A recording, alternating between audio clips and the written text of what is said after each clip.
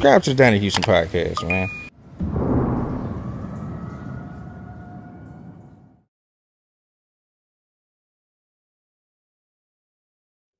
What's good, man? Man, first of all, man, happy birthday, man.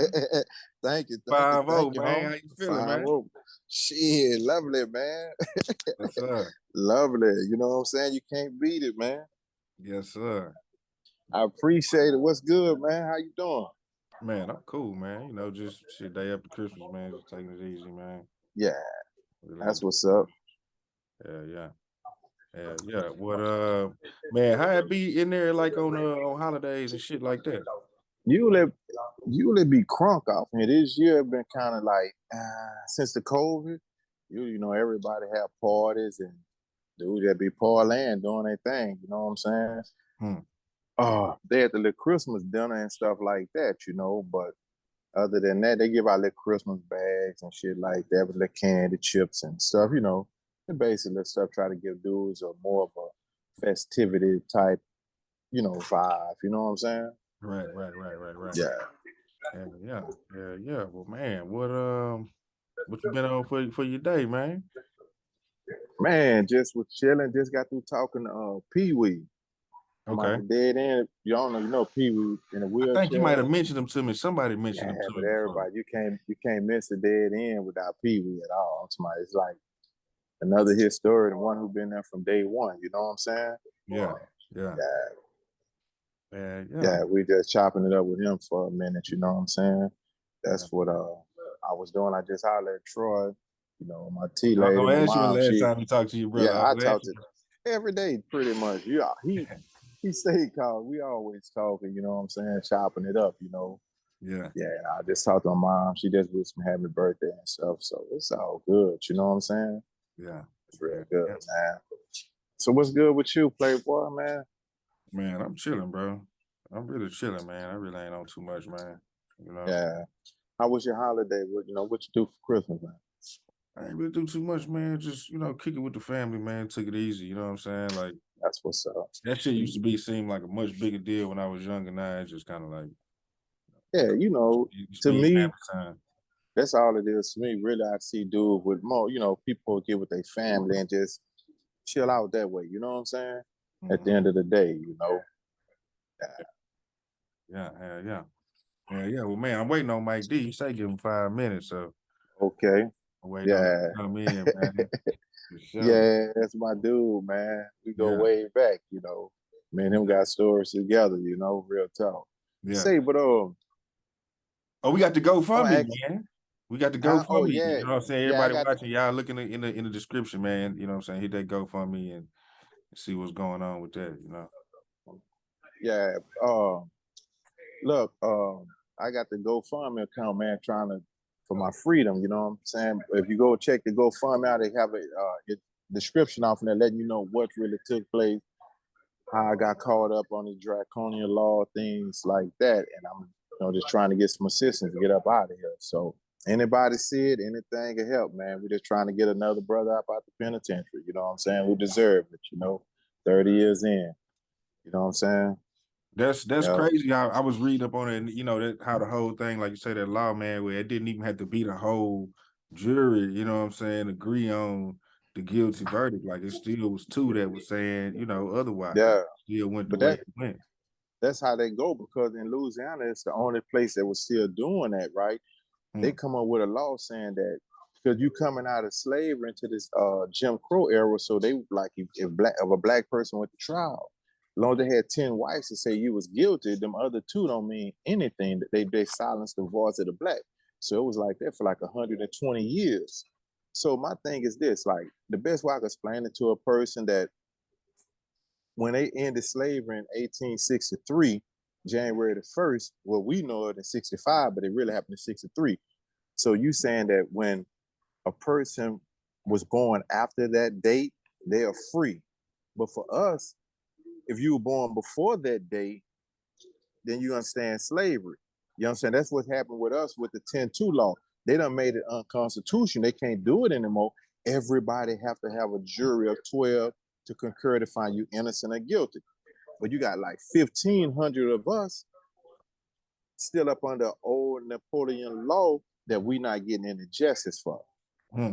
You see what I'm saying? And that's the issue, man. They know it's wrong. The Constitution says wrong. Louisiana legislation voted it in saying you can't do it anymore. But however, if you've been caught up before this date, January the 1st, 2019, from 2019 forward, everybody has to have a 12-man jury.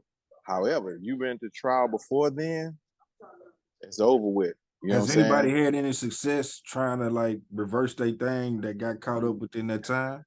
Yeah, everybody. We just got denied about 2 months ago off in the Louisiana Supreme Court. They denying it. They just straight up being racist and denying it. You know what I'm saying? They not. It's no way possible for you can say something is unconstitutional. You can't do it anymore. But everybody been affected by it. They just like hell with y'all. You know, y'all just stuck. You know, when you got rid of slavery and abolished that, you abolished it, made it retro before and after. They're like they don't want to make ours retro. You know what I'm saying? That's the issue right there. So right now, we're just trying to, you know, everybody's trying to get in the court to get they district attorneys to agree to give us some type of plea deal. That's what we just trying to come up with. You know what I'm saying? We all try to get a plea deal because it's unconstitutional. It is. I mean, but even in your case, still, you know, like if it's 2 life sentences and they're concurrent, you know what I'm saying, right at the same time, then you still should be good within 30 years at this point. You know what I'm saying? Yeah, Like, but that's Texas. Out here in Louisiana, man, you just dead, homie. They don't give you no play. no If they shit. give you a life sentence. It's not like Texas. It's not like other places where you get parole. They like a life sentence out here is like a slow death sentence. We all on death row. We just waiting to die. Instead of they just going to put the needle in our arm on a set date. No, when your body cannot handle the stress anymore and it gives itself over to the Most High, that's over with. So we all have slow death sentences. There's no thing that we go up for parole and all that, you know. So that's the real messed up part about the situation because they're not giving us any justice, period. And they was talking about the financial aspect of it, saying that, oh, you bring all these guys back to court, it's going to cost the state this amount of money, X amount of dollars, so forth, so on, right? But a couple of dollars ain't worth my life. You know what I'm saying? And all y'all, you know y'all supposed to fix the situation. This is an unjust. You know, it's like it's in black and white. They know in 1898, they had a whole legislation with the Klan saying that we finna make a law to silence the black vote. And I'm a victim of it. I fit that picture perfect. You know what I'm saying? Out of my trial, they had 2 black people saying that, hey, this is not enough evidence. Something's not right. And the thing about mine, they had been deliberating like 6 hours waiting to come with a verdict. They started deliberating at 6 in the evening. At midnight, they come up with a guilty plea. You know, 10 of them say, okay, we find it guilty. 2 didn't, right? But you're looking at these people been up all day. They've been in the courtroom since like 7 that morning. They go into deliberation at 6 in the They evening. trying to go It's home. midnight. They rushing to They're get up trying to out go of here. home. They're trying to go home. So somebody had to give up. As long as I had at least 3 people, they had a hung jury. So somebody gave up to go home. And that's what I'm here for right now. Because somebody really wants to go home. And I understand that, but it is what it is, man. It's just like common sense. You see what it's hitting for, you know? And so that's what's going on with me. Like I said, I'm just trying to give me some a lawyer, law firm, or somebody that can really help me try to fix a wrong. Not to overlook the situation what took place, but it's still a wrong. It's been an unjust right there.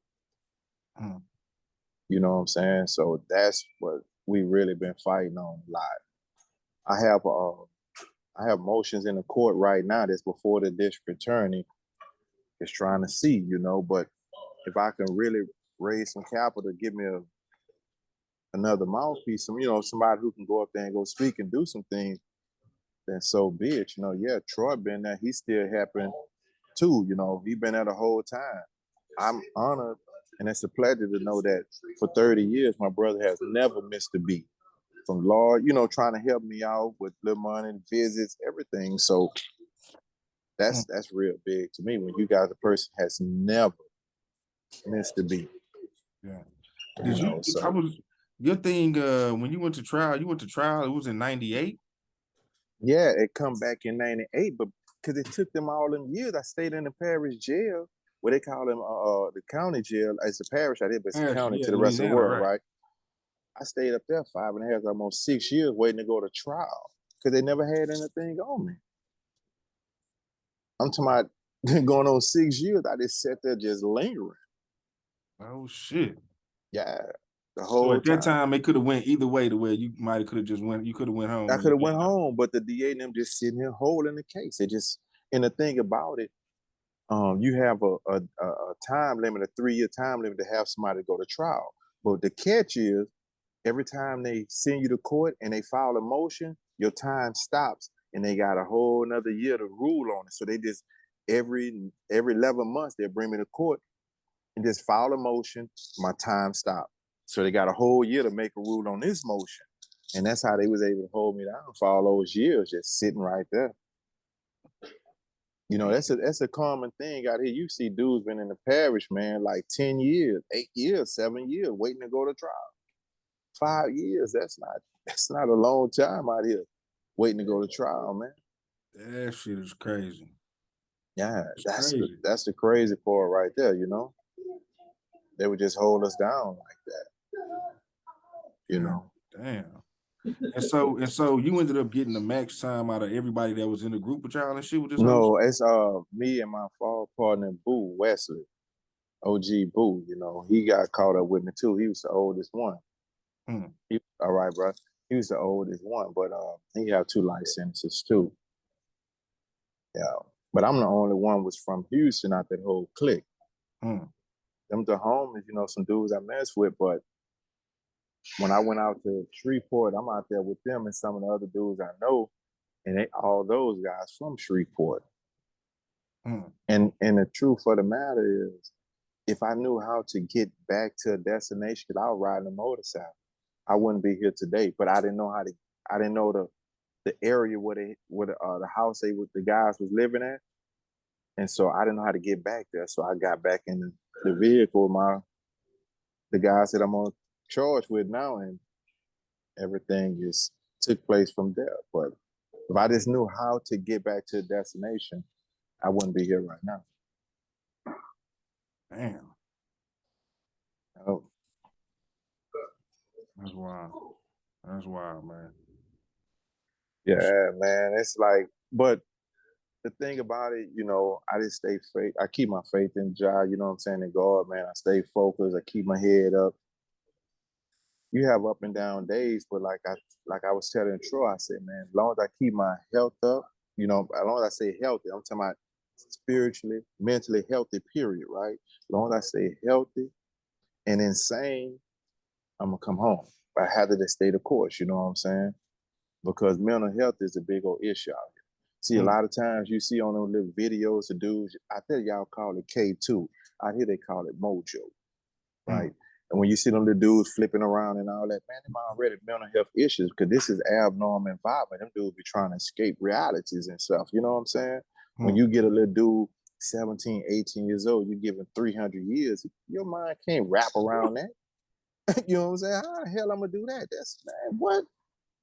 And so the mental health is a real, real big issue in prison. That's a real, real big problem that nobody's really not ever speaking about, the mental health side of it. You see everybody fighting there, but because they can't grasp a lot of the stuff that's going on. So they don't have people in there that can try to like work with people through that at least, you know what I'm saying? Any type of counseling situation. They have counselors, but that's like a joke. You know, first thing they want to do is give you a bunch of medication or something and dope you up, and before you know it, you really crazy. I would just, you know, like I said, I work at the hospital, taking care of patients and stuff, hospice and things like that. So I'm talking to a young dude, he's probably like 19 last night. And he have a thing He eat feces and drink urine. Ooh. Yeah, real talk. So I'm telling him, like, dude, you got tats in your face. You supposed to be a gangster. I said, these people done broke you, man. Look what you doing. I say, imagine you going back to the street talking to the girl that you used to go with, you used to be chasing. Say, hey, while I was in jail, this is what I was doing. How would them people look at you, man? I said, you have to shake back, dude. Because a lot of dudes, they say they feel like if they play crazy, you can get some kind of relief. But when you play crazy, they just make you go crazy because they're gonna give you everything that you need to go crazy, all the real drugs, and before you know it, man, you're a zombie. You know, I think that two of the most strangest things, the humbling things to me was one of them was to always keep me fighting was I don't watch guys that I know would be able to, they were sane. Then you watch their mind to start deteriorating and break. Dudes don't know who they are anymore. Damn. They just mental, they don't know. They just gone. They just, and you have to see it, and it's like, wow, man, I know I used to be talking to dude, and I dude don't know who in the hell he is. He don't much know where he at, right? And two, when you sitting there with a patient, because one of my patients, Frank, he just passed Friday. And when you sitting there and you watching them dude taking their last breath, and you got to like, man, clean the bodies, take care of them and stuff like this, put the tag on them and stuff. So them part of prison that nobody never talk about. All they want to talk about say the put the fight tag on and everything. God, yeah. You know, I got my dudes and them been working over there before me. They like 30 and 40 bags up. They would tell you, man, I'm like 30 bags up. You know, so that's that real issue that nobody's not talking about. God. You know, you got young dudes on them, like a month and a half ago, the other little brother, mental health issue. He trying to seek some help. He hung himself. He what you call it? He was 23. He had just turned 23. And when they bring him in, we put him on a stretcher. You know, we seeing this. I'm like, come on. I'm looking at him like, come on, man. Come on, dog. I know you ain't just do this one. But they seeking mental health. They hollering out. They crying out.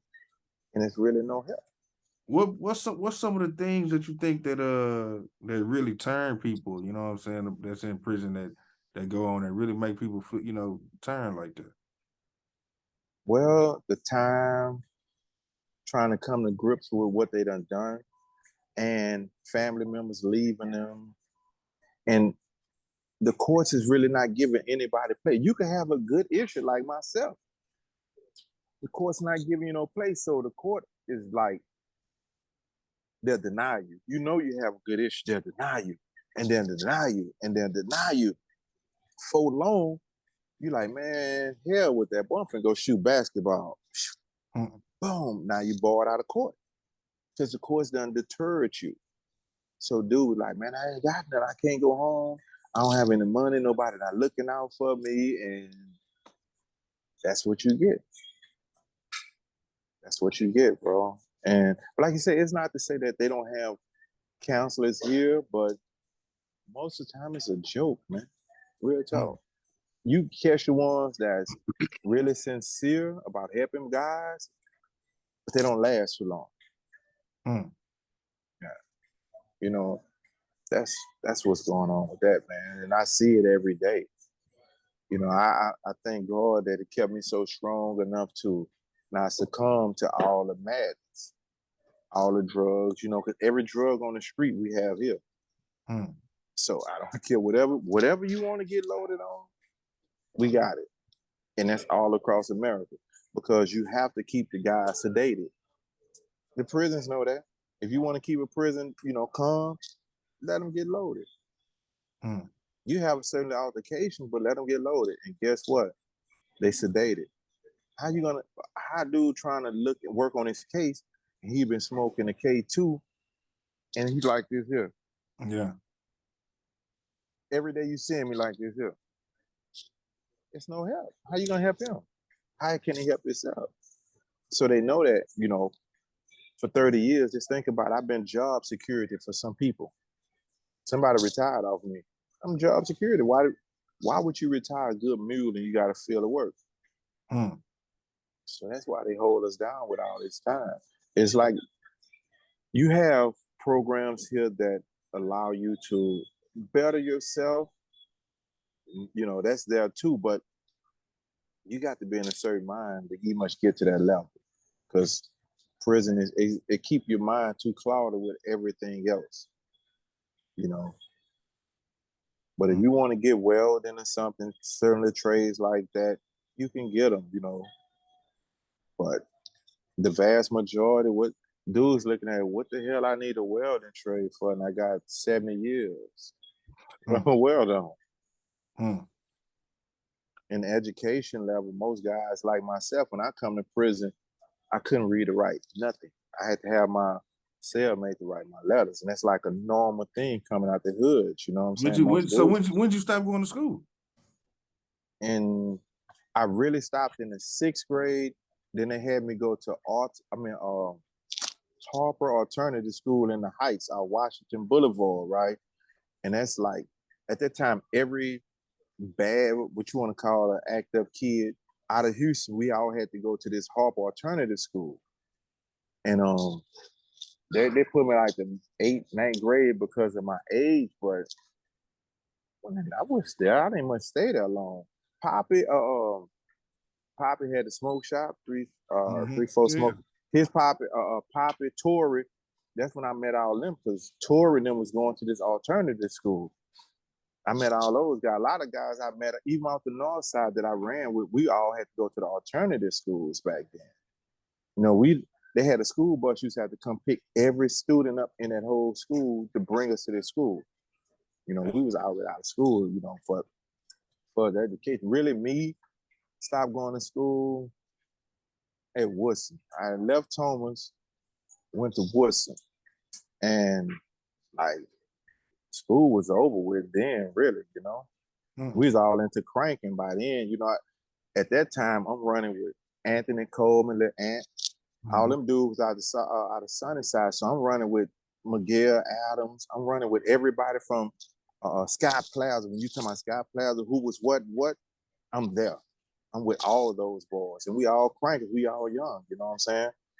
I had got kicked out of school. Me and Corey Blunt, we was at Thomas. And I got kicked out of school. Me and Corey, we messing around. And they kicked me out of school. And that's when I had to go to Woodson. Why'd they kick you out? Gun. In middle school, 6th grade? Yeah. No shit. Yeah. But I come up on a pistol because I'm cranking. I'm stealing cars, so the pistol's in the car. So, and I got caught up like that.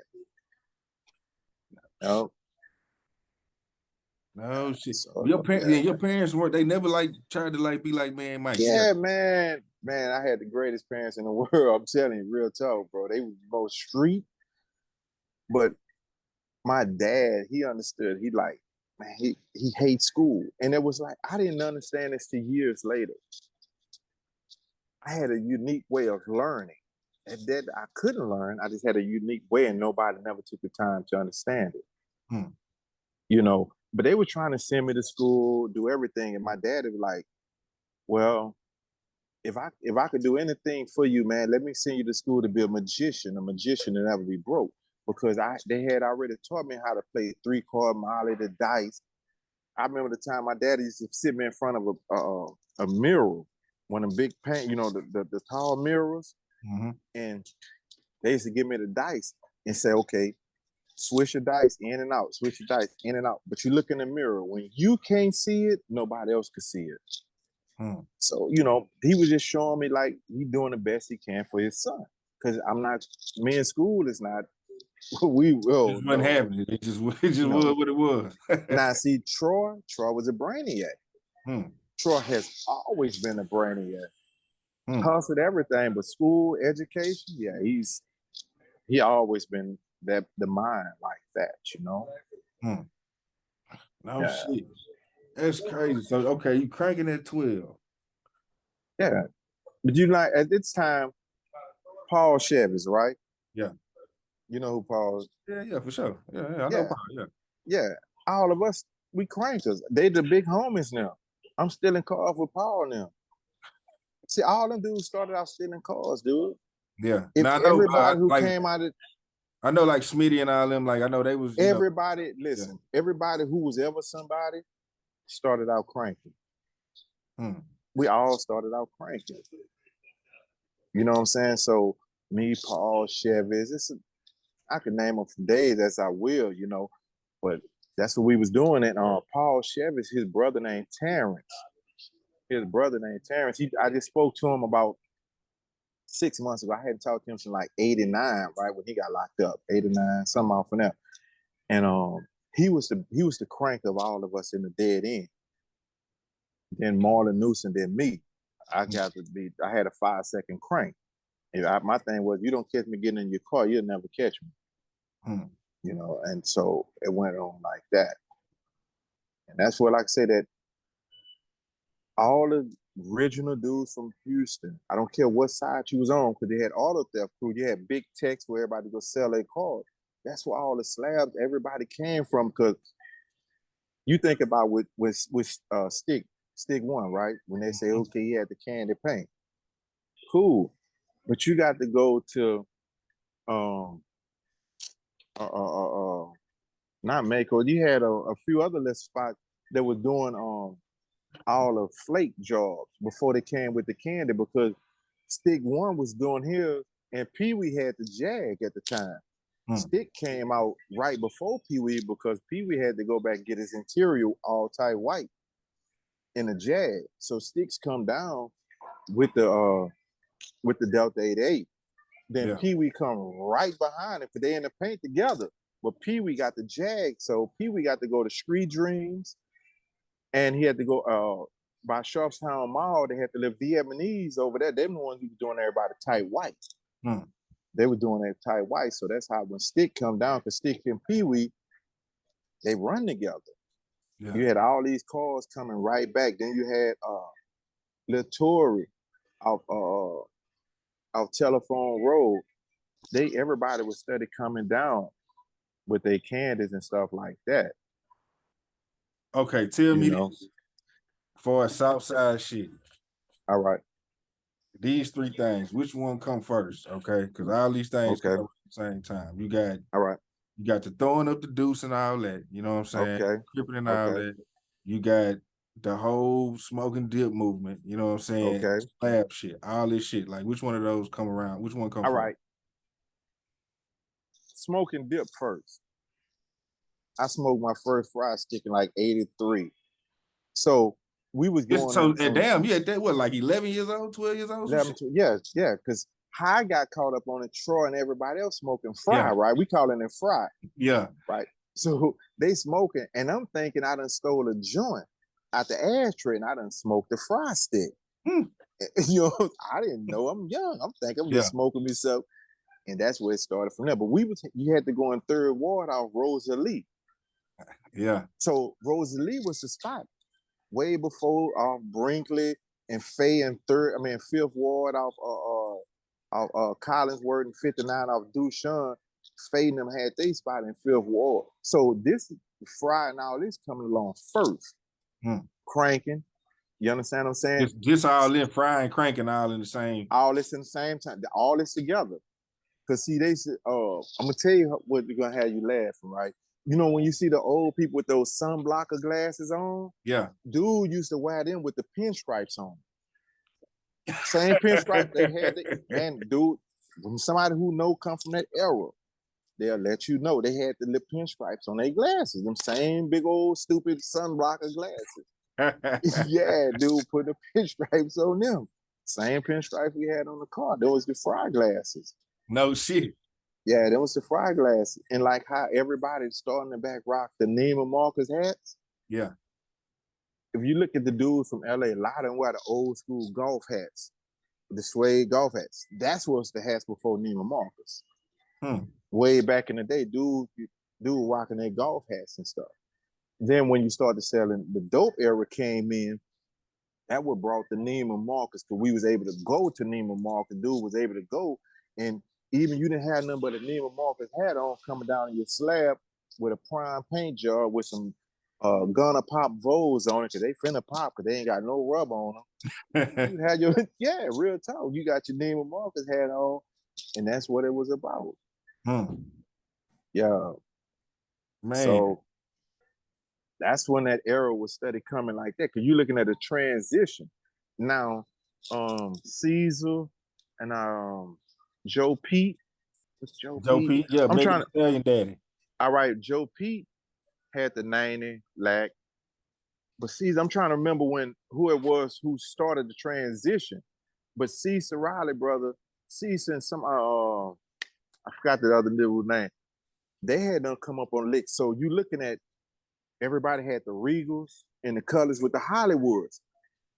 But them dudes started to come with the Cadillacs and the Rivieras. And that's when you're seeing that transition. It was the transition. Because Smith and them, remember thing about Smith and them had the Regals and everything. Then when they got hold to the Cadillacs, the Regals and the Hollywoods started to play out. Yeah. And the new cars started to come in. You see what I'm saying? All the new slabs started to come in then. Yeah. But I'm listening to you. It's just I'm setting up another meeting because it's gonna knock us okay. off. All right. 5 All minutes. right. I'm trying to set All this right. up while we're doing All this. right. Now, as I know of, and you speak to some other guys, the first youngster at the dead end that had his own slab was Chris Gilbert. But he got that from Jimmy Jones, the Regal I was telling you about with the Hollywood top. Okay. Yeah. The Scarface, Baby Stomper. He the first one that had it. Then, like Corey and everybody started to come on because Corey had the LeSable before he had the Park. See, everybody talking about the Park Avenue and stuff, but he had a LeSable before then. But the first little dude out the dead end had his own car that he bought from Jimmy was Lil Chris. And Lil Chris, at the time, you had the Ricks and they didn't have any tracks in it. So the Ricks were bolted to the float. And Lil Chris, so small, he got telephone books in the Ricks, because the Ricks already sit low and you have to ride with your hand behind your back like this here, and you looking up like this here. Everybody, when we come down, we so small, we got our hand in the seat holding us up, and we looking like this here. And that's all you can see is the little top of the hat, and the little dudes be coming down like that. You know what I'm saying? Yeah, man. No shit. Yeah. Lil Chris. But then, like I say, when Corey and them started to get on, he started to run with Lynn. He started to do his thing. I'm doing my thing. Jonathan Riley had the Punkin. He had a Park Avenue. He had a Orange Park Avenue. We used to call it the Punkin. The Swanger Zone. There were just a lot of little dudes coming up from that era. But as I said again, though, what you were seeing was a transition. I be want to take you back to the big brother who started that. Most people don't ever talk about these dudes because they only know from the pop culture part, from the hip hop culture part to slab, right? But when you go back to you seeing dudes coming down with prime down cars, they got Hollywoods. Jewel had who Jewel about this that I forgot who Jewel about that white and green Cadillac from when he first got his Cadillac and everything. It's just like we were just all in that village. It was just so much going on. You got the drug era is popping off the chain, right? And those the dudes who really brought the drugs there, them the ones who set the tone for what we have in Houston right now. For us on our side, you know what I'm saying? And all those dudes are the legend. When you talk about, oh man, Bobby McAfee, the first real gangster that was in our neighborhood that was all right, I was just looking at something. The first real gangster that was out our neighborhood who had AKs who was cutting up was Michael Lewis. And Michael Lewis, he didn't come up cranking. He just went and got his money the raw way. Yeah. You got it, I'm gonna take that. You know what I'm saying? He was on that rugged. Yeah. So that was, you had the crack boys and you had dudes like Michael Lee and the other Mike, them dudes on some other stuff, you know what I'm saying? Hold on. All right, go ahead, bro. What's the deal? Wait until 3 because we got 4 minutes left on this one. Okay. And we're gonna go in that one at 3 o'clock. Yeah. Yeah, but look, I want to say this too, man. I'm gonna mess with Mike D. He remember the first time we went on tour. Look, check this out. We go to Mobile, Alabama, right? We going to the fairground. You have Scarface, 3-2, Mike D, Equest. That's with us and our clique. You got 2 Live Crew, Redhead Kingpin, what's the dude that not Teddy Teddy he had that song, All I Wanna Do Is Put the Zoom in. Not, but the other dude used to be with him, not Teddy Ryder. All I wanna do is put the zoom in your boom boom. Let's shake your rump. But he was Teddy Ryder. Man, I can't think. All of them was there, and Too Short had posted been there, but Too Short didn't show up. But that was the first time that Mike D and Face, you had Mike D, Face, and 3-2 all on the same on a big stage. They first run. No shit. Yeah, that was like. I was gonna ask you how much you was in with the music and all that over there when Troy. I was like, I'm in it, but I'm not really into it. I'm promoting it. I got the signs and Scarface album cover all on the Blaze and all our car. We promoting, we pushing it, but rapper would at that time you got to think about rap wasn't getting no money. Yeah, that shit was so new. Yeah. You wouldn't get no money. Why? I didn't want to. I like to hear it. I don't want to do it because it's not getting any money. I could take this work and go out of town and that's getting some money. You know what I'm saying? Yeah. But little did I know, I just, my vision was so blurred. Troy, he seen a bigger picture. That's why he was able, and you think about it, you talking about from 89 to right now, and he still got T2 and all them still putting out music. Ain't too many labels to say they've been around that long. Yeah. And still putting out music and stuff like that, you know? Yeah. And when I think about ESG, that's my dude, you know, I love his music, everything, right? When he had that Cell in the South, when he had the slant up on it. Yeah, but you got to look at Troy had the first SLAB on Swingers on the album cover with the Scarface cover. Yeah. Dudes don't be they overlook a lot of history. They just act like they don't be seeing that. Yeah. You know, they overlook a lot of stuff too. So I understand that. Yeah, I had to get older to like start putting it together. Like, man, Lil Troy really like you cannot, you know, only reason, you know what I'm saying? Only reason that dude went that way because of the incident we know about when him and Face had the word. Other than that, you can't take nothing from dude, man. You can't take it. I'm not saying it because my brother. I'm saying it because it's a fact. Yeah. You know, everybody who Fat Pat, everybody done been there with him. Everybody done been around, man. Dude can't say what, like I told you before, we didn't get on the interview. Charlotte, yeah, she come down holding it. But for us, the first couple. Pass out, bro. To let the ambulance that came, man. This woman caught a heart attack at her grandbaby funeral, man. Talking about the saddest shit I ever seen in my life, bro. For real, man. I'm talking about, man, rest in peace, twin, man. And that one is twin Courtney. And he named his beauty shop after her. Yep. So did, yeah, man. I was locked up at the time when all that happened. I know about it. You know what I'm saying? I talked to Scotty about 6 months ago, man. Man, hold up, big time. You know that nigga own everything out here. Yeah, I know that. And nigga just everything Riedel own, he got. Everything Mr. Riedel owns. See, niggas don't know about Mr. Riedel. If the you bondsman, man. Hey man, a nigga talking about snitching and whatever. Hey man, if I take you and Mr. Riedel get you out on my name, hey man, I'm coming find you for Mr. Riedel, man. What? You ain't finna play with, the old man is gambling gangster motherfucker. I don't care if you got $100,000 bond. Man. You had $100,000 bond, you gonna tell him go get him out, he gonna go get you. A real OG nigga that own everything on OST, the dollar movies, all that shit back to all them old warehouses. Yeah. Back there on OST by BAMs and all that. The nigga might own everything but BAMs, man. Yeah.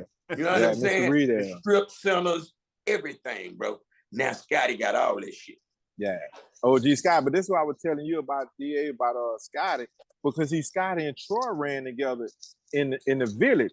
And Esperanza. That's when they had Esperanza. Then when everybody, Scotty and Michael Lee, them two brothers, when they had the shootout, they fell out because Troy was running with Scotty. I was running with Michael Lee. You talking about when you talking about when y'all went around there knocking chunks off the Esperanza? Hey man, these niggas closed the apartment building, man. We closed the whole. These niggas shooting AKs back when AKs was unheard of, man. I'm talking about you might get a Tech 9, old janky ass Tech 9 like on my arm, man. They're gonna jam up on you, man.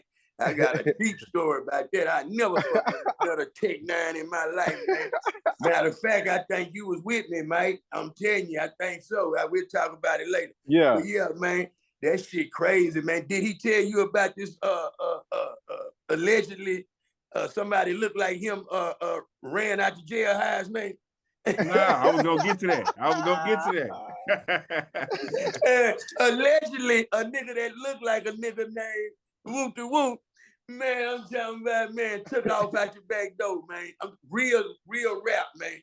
I'm talking about, man, just say like, you know, from Victoria, we gonna change names and locations, man, to protect the innocent, man. Yeah. So just say a nigga like get locked up in Victoria, and then a nigga call the phone and say, man, when I hang this motherfucker up, man, I'm on my way, man. Y'all just hold it down. Hang up the phone, take off running through the woods, man. I'm talking about, man, we picked this alleged guy up, man. His legs was that big. His leg was big as one of his legs. All night, the man ran through the railroad track, man, to find his way home, man. I'm talking about, man, through the bushes, alligators. Nigga think you lying, bro. You man, Mike. Man, talk to him, mate. Man, get them people that shit, man. Get them people that shit, mate. Man, don't play with them, man. You already know, man. You know, the shit that we was doing, Mike, man, they could write a real movie and a story on us, boy, because we did it way before. Like I said, when I be sitting in Angola at the time, when y'all blowing, everybody blowing, and I'm sitting back laughing and watching, like, damn, dude. Hold on one second. I'm gonna come back. This the shit that you put in motion, bro. I'm like, damn, dude.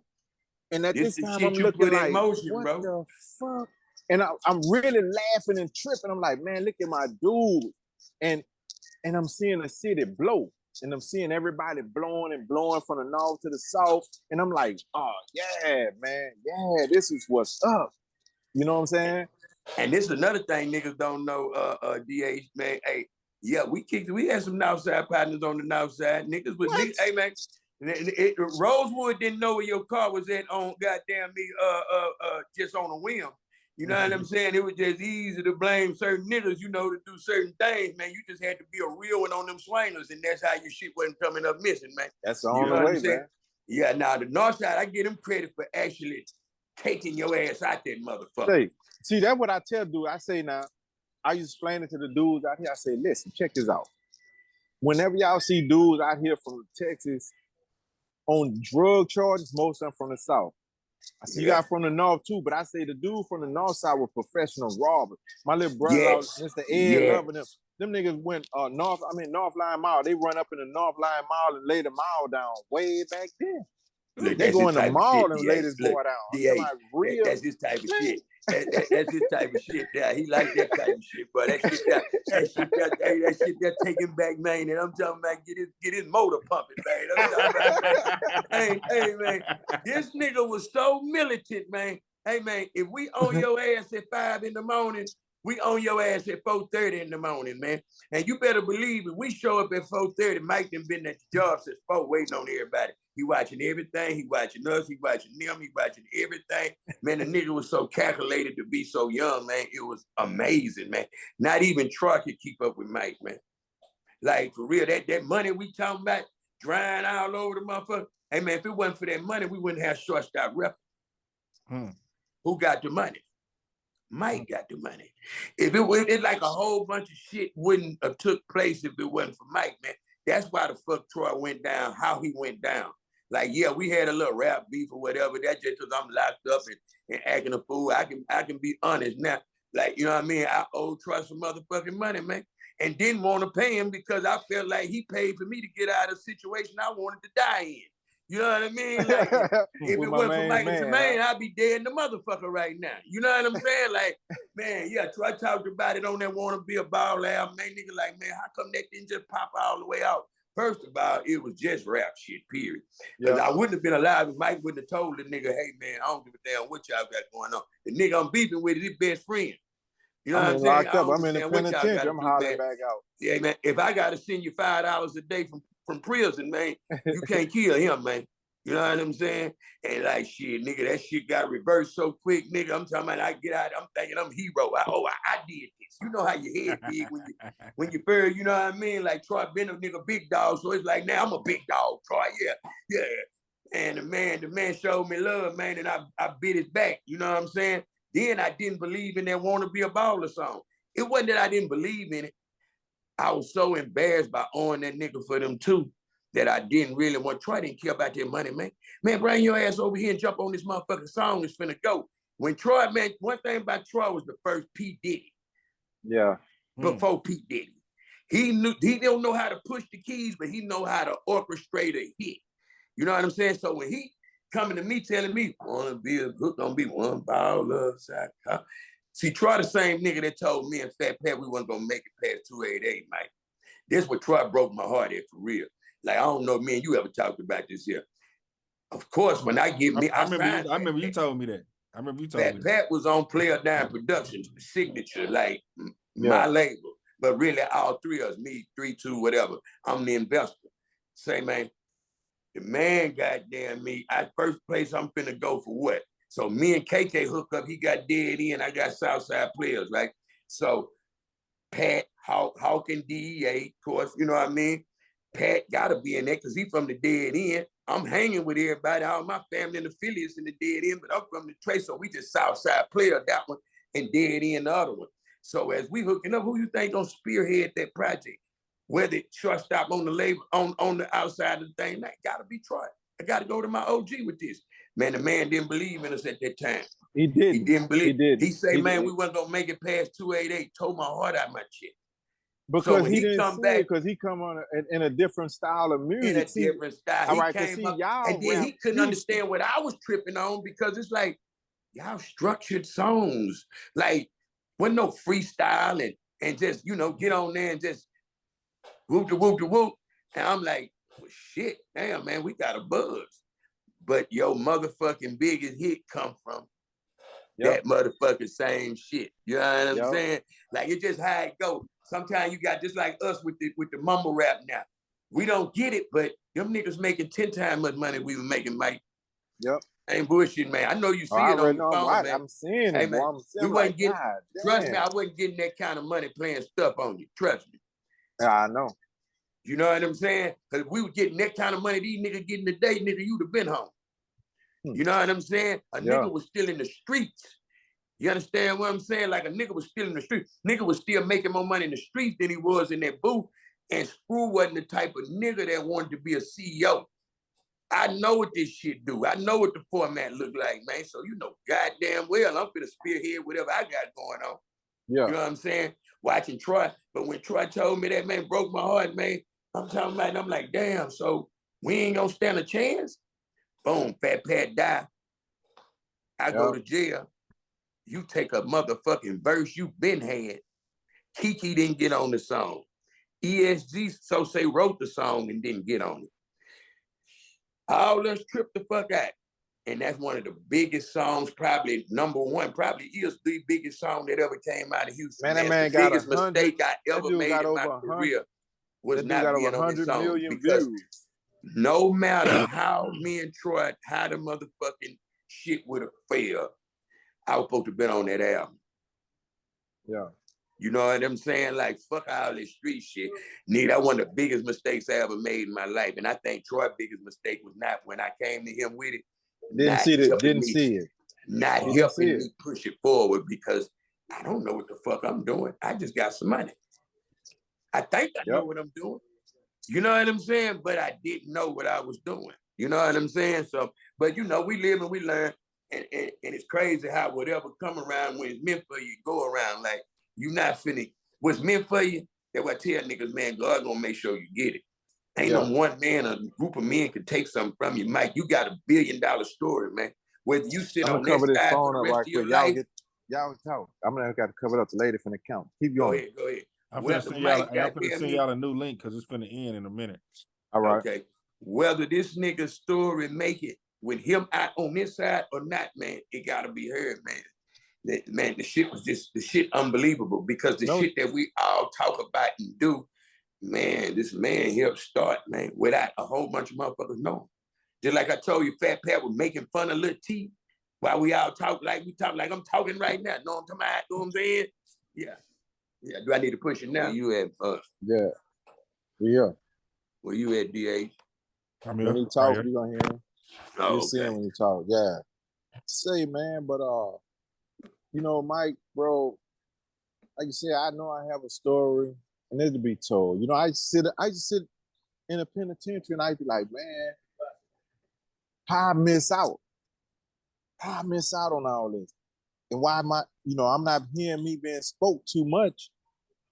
But then God showed me, hey man, you better speak your own story. You tell your own story. Hey, just hang around. Just hang around. You'll be all right. You know what I'm saying? He say the last shall be the ones that tell the story. Yeah.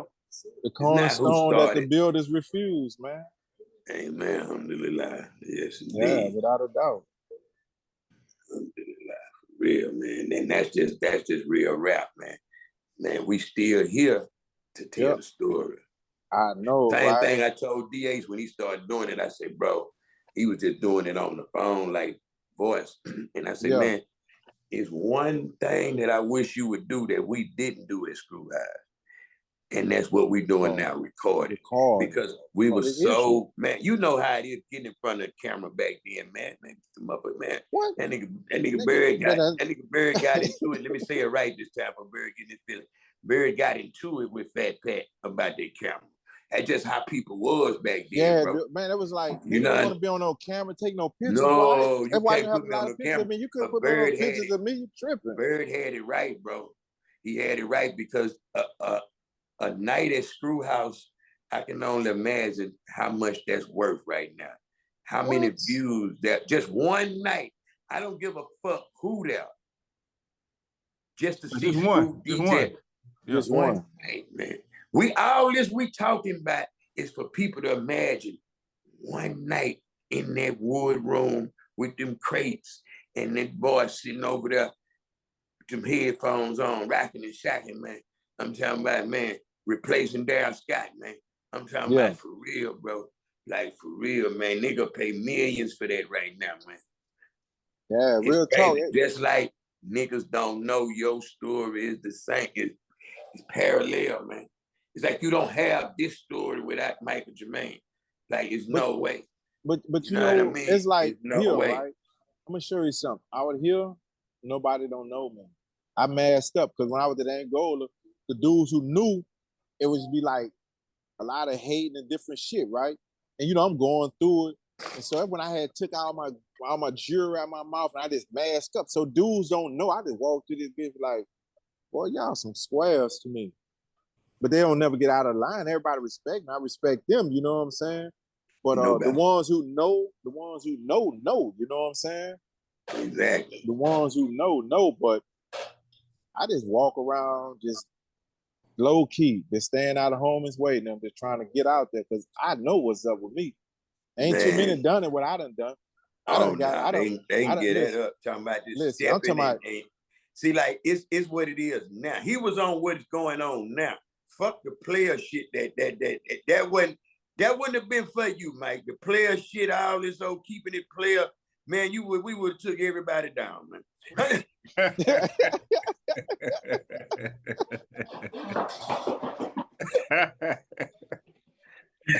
And what I'm gonna say? I'm on the way, bro. Let's go, man. Let's go, man. I know you know 2-3 more niggas, man. Fuck that, man. It's some money somewhere out here, man. Hey, man. Let's go get this niggas money, better not go to sleep with Michael Jermaine on the speeds. I'm telling you, man. Hey, man, you go to sleep and you got over 100 in your eyes, man. We on the way. Man, somebody, look, Kilo, where you at? Where Kilo at, boy? We finna go get this. What, man? Come on, man. These people come down. Everybody finna jump out with something brand new. This nigga had one of these motherfucking victims in the trunk knocking with the nigga coming down MLK. I know that nigga ain't dead, nigga alive. You know what I mean? They're fucking with it. Chastising a nigga, man. That type of chastisement would go on out here, man. Hey, say, Mike, man. But you gotta think about it, bro. I had them with me and my dude Jermaine Mike. I had them been in New York hustling.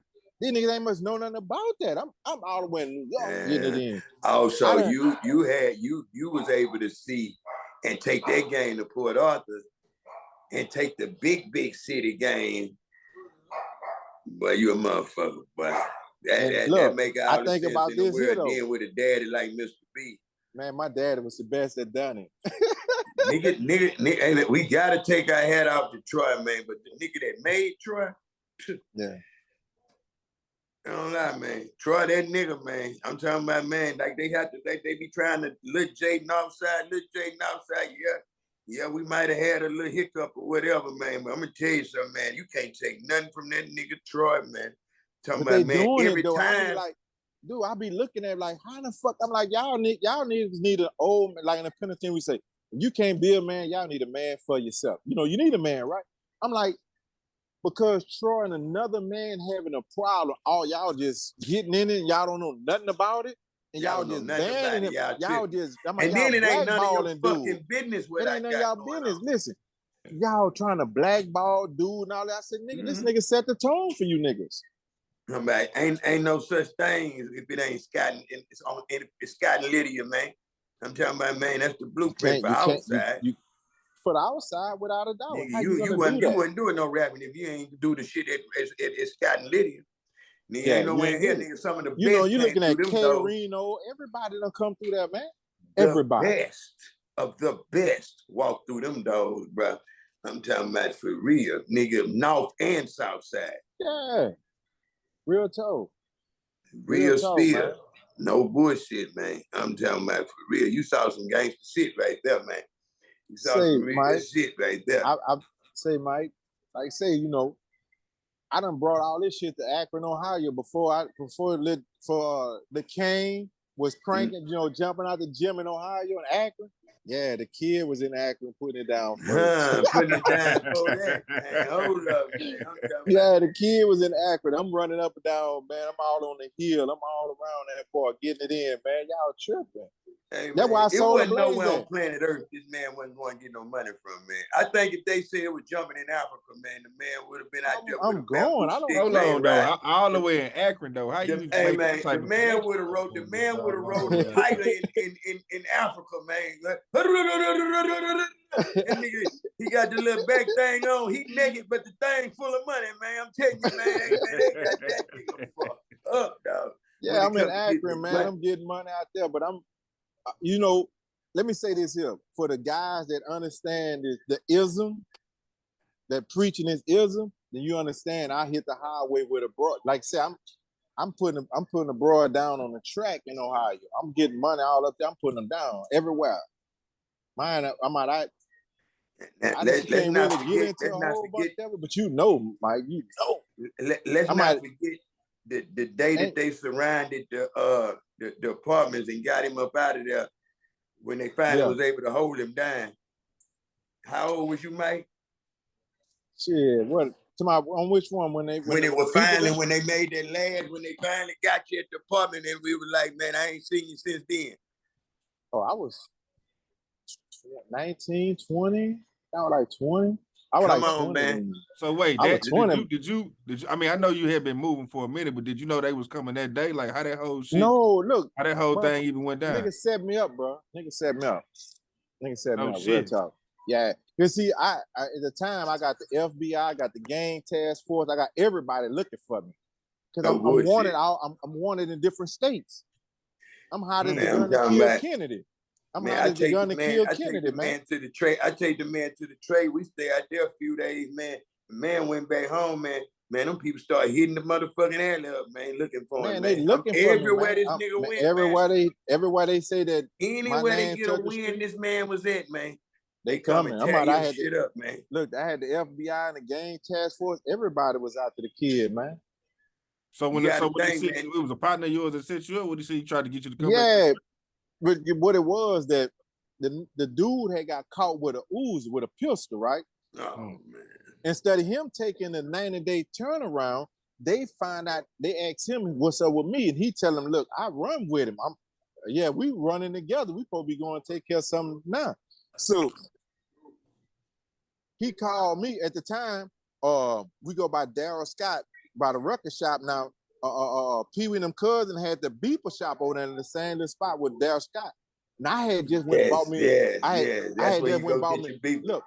Look, I had just went and bought me a brand new birth certificate and social security card. For Jamaican Mike, we finna go to, like you said, Apple, we finna go to Jamaica, from Jamaica to London to Ghana. That's where Mike and them finna go lay me down there. I'm finna go to Ghana and go lay. I just bought a brand new birth certificate and social security card. So the nigga tell me, man, look, meet me over here. We got something going on. So when I meet him over there in the VA, that's what happened in the VA. And I seen so many laws jump out of everywhere. They run and chase me through the woods. Man. And so the laws in the helicopter dropped the helicopter down and hung out the window. I'm out the helicopter with the rifle and start talking on the intercom to me. I'm gonna kill you. I'm in the woods. I'm trying to jump the bayou to make it to Thomas and run through the, and make it, run through the apartment. Yeah, I'm gonna beat you if you make it through this bitch. Cause I done beat y'all. I done beat everybody in the woods between the VA and Thomas. I done beat them. But the helicopter comes drop straight down on me and put the rifle on me. And the dude, like, he talking to the white boy. He really, so you finna kill me in the woods right there. I'm dead now. They was dead serious. Yeah, so that's how it happened with that. But I had just bought me a brand new birth certificate, social security card, because I was out of here. I was out of here. I was gone. And that's why the point I was making at 20 years old.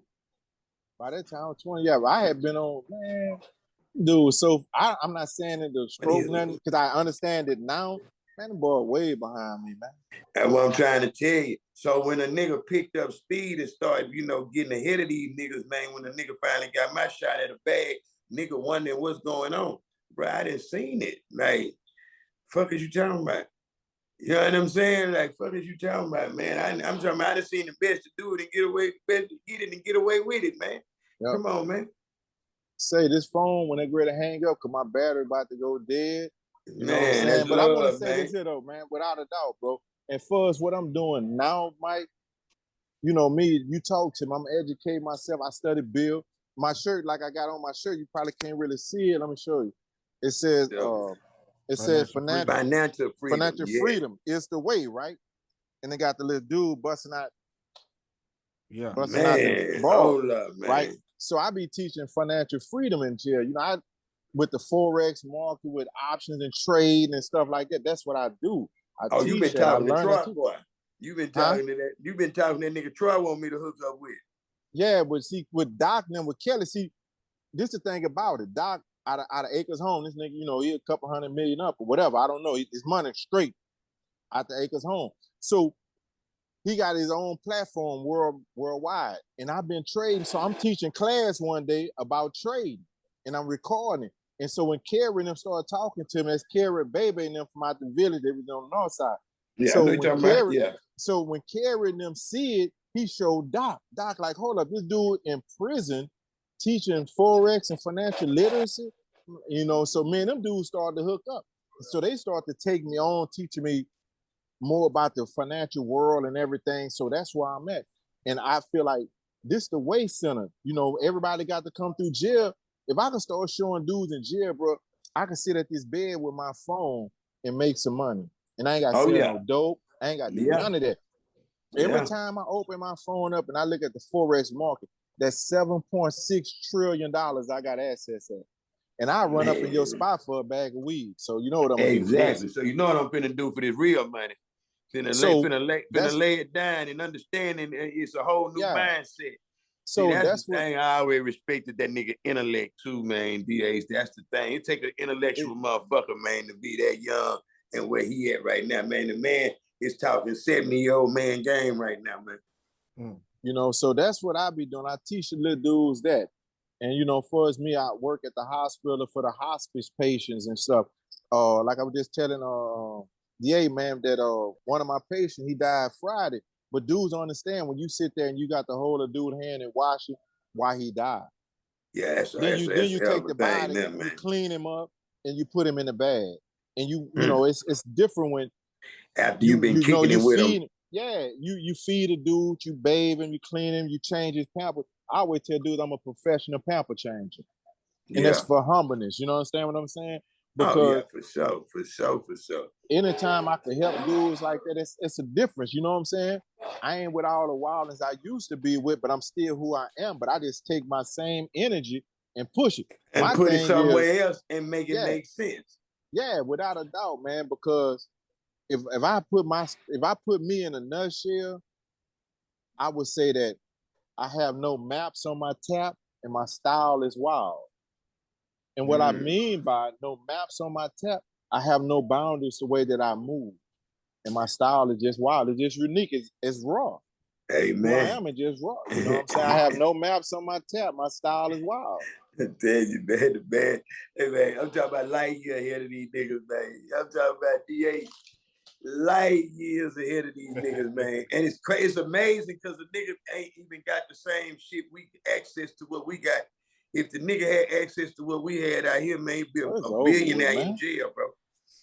I'm just with a phone making it happen, man. You know what I'm saying? So, before I hang up again, man, the ones who said, bro, I love and respect y'all, man. Y'all can go hit my GoFundMe, man, because I'm trying to get up out of here. Real talk, bro. Yeah, y'all make sure y'all tap that cash out, man. We trying to GoFundMe is dead serious, man.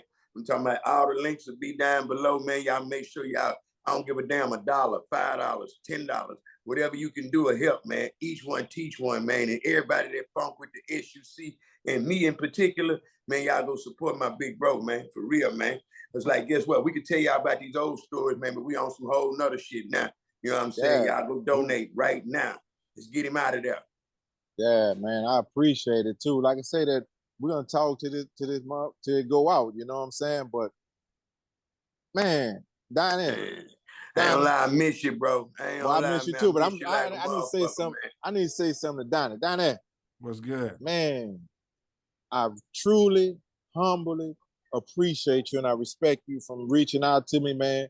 Giving me a platform to speak, bro. Let the world know that I'm still alive, because I'm buried alive, but I'm alive. You know what I'm saying? Yeah. Sure. And I'm here. And the thing about it that, you know, ain't too many people gonna even take the opportunity and a chance to give a dude a shot, you know? Yeah. And it's like, I had to hear you, bro. I done heard so much, you know what I'm saying? Mike done told me so much. I done heard Troy talk about you. I mean, you came up so many times, you feel me? So then look, hey Mike, to link up. I had to do it, dog. It was only right, in my opinion. I appreciate it. And let me show you what he did to me the other day too, Mike. I had just got you talking about DJ Bird. The next day, guess who he hooked me up with? DJ Bird. And I ain't seen Bird since 89. Oh yeah, don't forget, hey, that Donnie arm stretched long now, man. Man, that boy, I'm talking about that boy. Listen, the next day he said, I had a surprise for you, huh? Look, here go your partner right here. I'm like, what the? So I'm truly humbled and appreciated to him, man. And everybody, y'all support Donnie, man, because the boy coming down with this real live stuff, man. You know, they're glad you listened to me, Donnie, and went to recording this shit on video where people can see. Now it's through the roof now. Yeah, man. Real. We were just doing it on voice recorder, man. Hey, man, it's through the roof now, because anybody who in it, somebody want to be a part of this movement now, man. Yeah.